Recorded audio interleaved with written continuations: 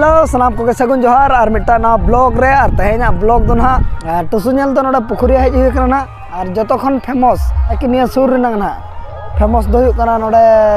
पुखुरी के ना और फर्स्ट प्राइज लगा तक दो का 3 लाख सेकंड दो बाको दो का फर्स्ट खाली फर्स्ट को दो का मिट्टा के ना प्रथम प्राइज सुमुंग को दो का और उन दिन दो तार अडिगान माने प्राइज ताहे को 5टी गान धरि अदो निया दा तो बनो नि मिट्टी के ना मेना जाके प्रथम और नुकु टुसु दो ना जो खन मारंग टुसु ना को मारंग टुसु क्राउडिंग टुसु लगे दो बाको दो का निया दा दो तो नेलत को ना बन देला नेल लको गबन चेल लका हल को भीड़ कना और चेल लका बंगा को बनाव कर को जस्ती बांग बिलम कते देला तबे नितो दबो नेल लको गे बंगा को तिना सेना सेना को बनाव कर को